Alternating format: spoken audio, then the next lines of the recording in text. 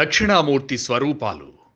దక్షిణామూర్తి స్వరూపాన్ని మనం జాగ్రత్తగా పరిశీలన చేస్తే ఒక మర్రి చెట్టు కింద స్వామి కూర్చుని ఒక కాలు కింద రాక్షసుణ్ణి తొక్కిపెట్టి మరో కాలు పైకి ముడుచుకుని కూర్చున్నట్లు ఉంటుంది. స్వామి ఇలా ఎందుకు కూర్చుంటారన్న అంశంపై పెద్దలు పలు సందర్భాల్లో వివరణ చేశారు. సనక, సనందన, సనాతన, సనత్ కుమారులు బ్రహ్మజ్ఞానం కోసం అనేక రకాలుగా తపస్సు చేశారు. అయినా వారికి బ్రహ్మజ్ఞానం అంతుపట్టలేదు. చివరకు వారు పరమశివుని దగ్గరకు వెళ్లి తమకు పరమోత్కృష్టమైన జ్ఞానాన్ని ప్రబోధించాల్సిందిగా కోరారు. అప్పుడు శివుడు ఒక మర్రి చెట్టు కింద కూర్చున్నాడు.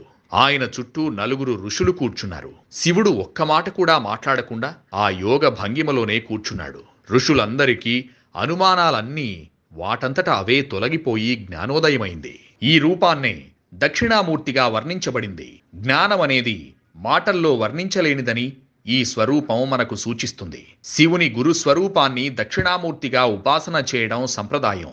దక్షిణ అంటే సమర్థత అని అర్థం. దుఃఖాలకు మూల కారణం అజ్ఞానం. అలాంటి అజ్ఞానం నాశనమైతే దుఃఖాలన్నీ తొలగిపోతాయి. దుఃఖాలకు శాశ్వత నాశనాన్ని కలిగించేది దయాదాక్షిణ్యం. ఈ దాక్షిణ్యం ఒక మూర్తిగా సాక్షాత్కరిస్తే ఆ రూపమే దక్షిణామూర్తి.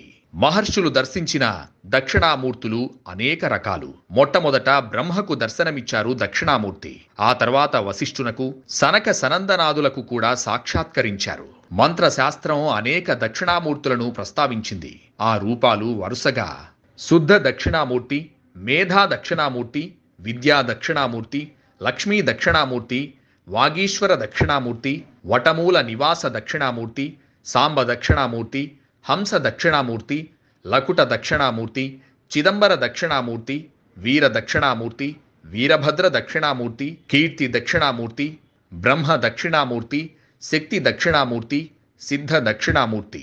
ప్రధానమైన ఈ 16 మూర్తులలో వటమూల నివాస దక్షిణామూర్తినే వీణా దక్షిణామూర్తిగా శాస్త్రం చెబుతోంది. భస్మాన్ని అలుముకున్న తెల్లనివాడు, చంద్ర కళాధరుడు, జ్ఞానముద్ర, అక్షమాల, వీణ, పుస్తకాలను ధరించి యోగముద్రుడై స్థిరుడైనవాడు. సర్పాలను దాల్చిన కృత్తివాసుడు పరమేశ్వరుడైన దక్షిణామూర్తి. తెలివిని, విద్యను, మంచి బుద్ధిని ప్రసాదిస్తాడు. పైన వివరించిన దక్షిణామూర్తులలో మేధా దక్షిణామూర్తి విద్యార్థులకు చదువును ప్రసాదించగలడు.